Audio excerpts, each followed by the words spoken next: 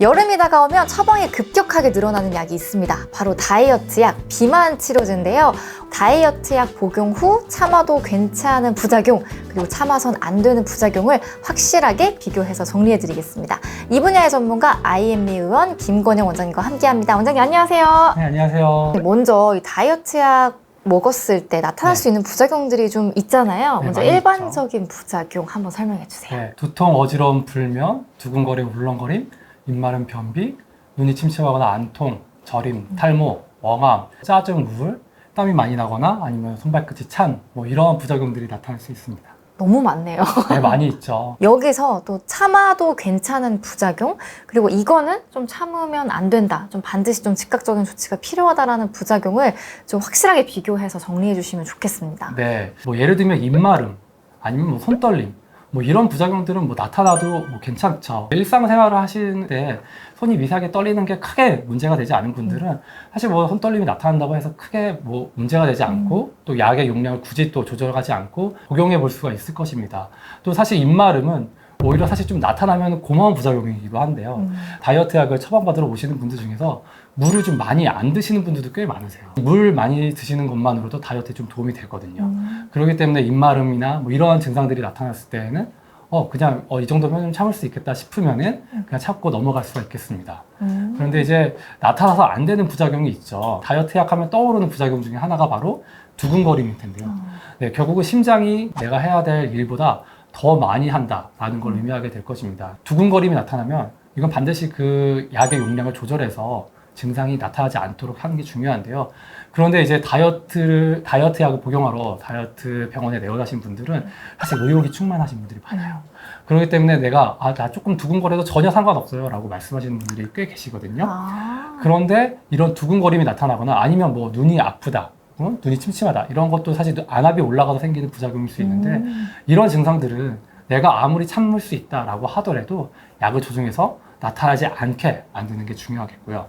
그리고 아까 참아도 괜찮은 부작용, 그리고 참으면 안 되는 부작용, 이게 좀 가운데 정도쯤에 나타날 수 있는 부작용이 애매한 있는데 것들도 애매한 있네요. 거. 네. 그래서 그 중에 하나가 사실 불면입니다. 어떤 분들은 잠 좀 못 자더라도 살 잘 빠지면 상관없어요 라고 말씀하실 수 있겠죠. 그런데 사실 잠을 잘 못 잤을 때 다이어트가 잘 되지가 않아요. 수면이 충분히 이루어지지 않으면 우리 몸에서는 코티솔이라고 하는 스트레스 호르몬이 많이 분비되는데 이 스트레스 호르몬 자체가 체지방 감소를 정말 좀 잘 되지 않도록, 그래서 다이어트가 잘 되지 않도록 영향을 주고 성장 호르몬 분비에도 분비량을 좀 줄이기 때문에 참을 수 있으니까 그냥 참으세요라고 얘기할 수 있는 부작용이 아닐 수 있습니다. 다이어트 약은 이제 우리 몸에 약간 대사를 올리는 거기 때문에 어느 정도의 항진이 있다는 건 다들 알고 계셔서 맞습니다. 넘어가시는 분들 진짜 많거든요. 네. 근데 이거는 반드시 좀 병원에 방문해서 조절이 필요한 부작용이다. 그렇죠. 그리고 안압이 올라가는 것도 좀 맞습니다. 같이 기억을 해주시면 좋겠습니다. 네. 그리고 혹시 이런 것들도 다이어트 약 먹어서 나타나는 부작용입니다라고 하는 좀 특이한 것들도 있나요?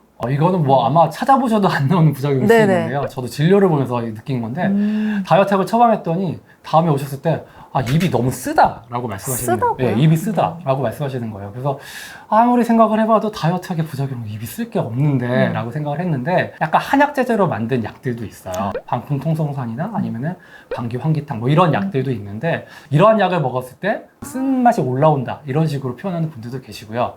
그리고 또 전혀 생각지 못했던 것 중에 하나가 다이어트 약을 이제 좀 여러 가지 약들을 믹스해서 처방한다고 했는데 반알짜리도 처방을 하고 이렇게 용량을 조절을 하는데요.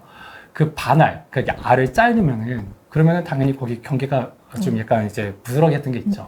그런 반알짜리 약을 먹었을 때 입이 쓰다라고 하시는 분들이 있으세요. 오히려 그 코팅된 면이 아니니까. 그렇죠, 맞습니다. 그러니까 저도 그런 건 생각도 못했는데 이게 그거 아닐까 해가지고 약을 조정했더니 그러니까 다음에 오셨을 때는 입이 쓰지 않았어요 라고 말씀하시는 분들도 계십니다.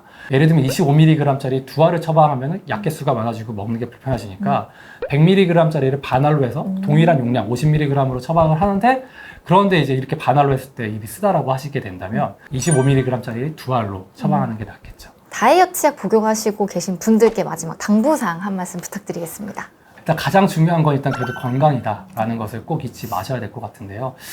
기본적으로 무조건 많이 빨리 빼는 것을 목적으로 이렇게 다이어트 병원에 내원하시는 분들이 많은데 속도가 너무 빠른 것도 사실은 그렇게 결국에는 다이어트 이후에 요요가 쉽게 오는 형태로 몸에 체지방률이나 이런 것들이 좀 바뀌기가 너무 쉽고요.